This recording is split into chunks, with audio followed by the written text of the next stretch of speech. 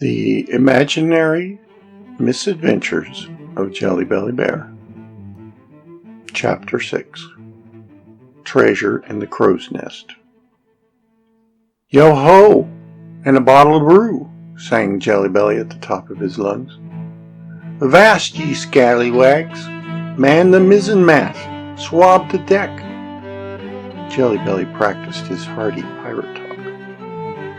He, Jelly Belly, the Pirate King, bobbed along in a floating, flat-bottomed wooden bucket. The good ship Mermaid, she was, and what a sailor's delight! A one-masted vessel, crooked stick with a large white handkerchief for a mainsail. Tonight, mates, we drop anchor in Flintlock Bay, said Jelly Belly to his imaginary crew. He pointed at a bumpy stone tied to the bucket's bail. First mate, boomed the baritone Captain Jelly Belly. Aye, Captain, responded Jelly Belly in the first mate's squeaky falsetto voice. Prepare the cannon. We shall defend our treasure from buccaneers and bushwhackers. Jelly Belly propped up a large willow slingshot. No one can fight this cannon, exclaimed Captain Jelly Belly. The imaginary crew gasped at the powerful projectiles. Captain Jelly Belly smiled dramatically over his shoulder. Aye, my loyal crew, these cannonballs are of pond-bottom mud. A quiet fell over the invisible crew as they saw the gooiness of the mud cannonballs. First mate, rumbled the captain. Aye, sir, said the squeaky first mate. A demonstration for the crew of the Mermaid, mightiest ship on the pond, the sea, said the blushing captain. His loyal crew grumbled under their breath. Pond waders. Men of the sea, aye, even if in a dippy bucket splashing on a muddy pond. Good sailors, my humble apologies, begged the mighty captain. On with the demonstration. The first mate let fly a tremendous gob of goo, whizzing airborne, clearing across the water, crash, splattering and swaying the tall cattails growing by the bank. Hurrah! Shouted the crew. 3 cheers for Captain Jelly Belly! The hooting and hollering, silently dancing crew went crazy. Did you see those messy cattails, Captain? Asked the first mate. Yes, a ghastly sight. But let it be a warning to any who dare to steal our... Captain Jelly Belly paused and whispered, treasure. The crew was silent. All listened to the captain's hushed words. Jelly Belly secretly wondered how much the treasure was worth. Yes, our priceless treasure, he whispered again for emphasis. Yes, our priceless treasure, he whispered again for emphasis. His crew stared. A solitary tin can rolling back and forth was the focus of attention. Jelly Belly scooped it up above his plump head. To Crawdad Island, he bellowed, with our priceless treasure, and he rattled the treasure can above his pirate head. The cheering crew hoisted the Jolly Roger, a warning flag to all pond pirates, big and small.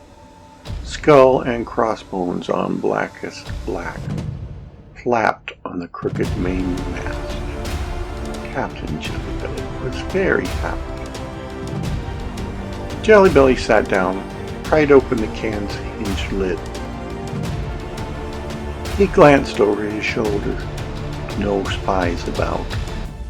Inside was the priceless treasure, a marble, 2 coins, one large, one small, some red string, a big safety pin, and a secret map. The secret map showed a black dotted line leading to a big red X. The red X marked a secret place.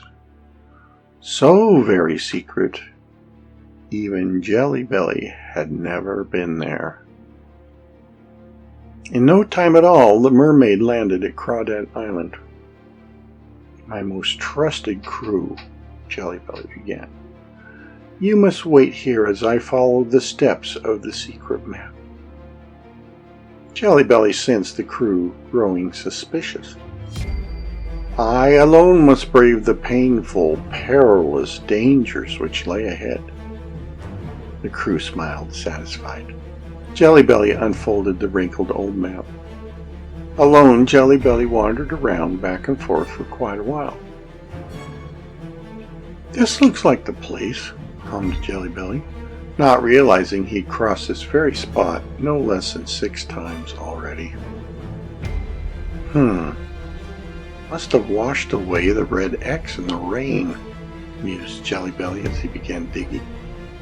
Jelly Belly dug and dug for a very long time. The sand was flying and piling higher and higher, deeper and deeper. "What was that?" asked Jelly Belly, suspecting foul play from bushwhackers. Looking up, Jelly Belly saw a crow cawing on a tree branch. "My fuzzy whiskers!" exclaimed Jelly Belly. "The sky has gone a long way up." This was the moment of discovery. If Jelly Belly dug further into the sand, the sky would get smaller and smaller, further and further away. Jelly Belly was in a pickle. "I am the captain," said Jelly Belly, reassuring himself as he stood in the pit. "My men will rescue me." But then he remembered. He had the secret map.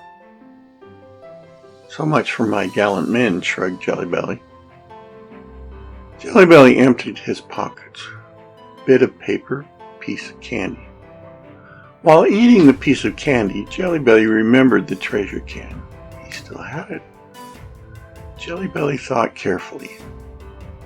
The red string could serve as a rope, and the safety pin as a hook. And the marble, forget the marble. The coins, well, at least the string and safety pin was good. Jelly Belly unwound the string. It only reached a little over his head.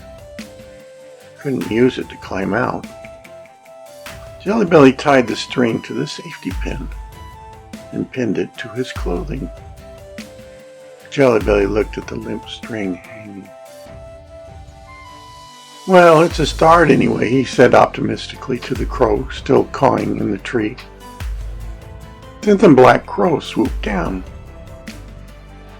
It picked a shiny coin in its beak. Off it flew. "Hey, scoundrel, that's my treasure," warned Jelly Belly. Jelly Belly looked at the one coin and marble left. Jelly Belly was thinking hard now. His eyebrows were wiggling up and down. He shook his head. Jelly Belly put the marble in his pocket. Then he tied a sliding knot in the string's dangling end. He lay flat on his stomach in the sand. Spreading the string in a new shape, Jelly Belly placed the remaining coin in the center. "Now, Mr. Crow, come back. I'll catch you. You'll not steal my treasure." Jelly Belly smiled and pretended to be asleep. "Here he comes," Jelly Belly said, pretending to snore.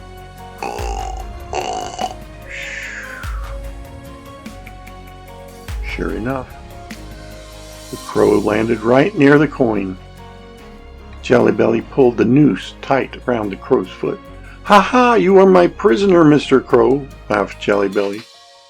The crow took off with a fluttering leap.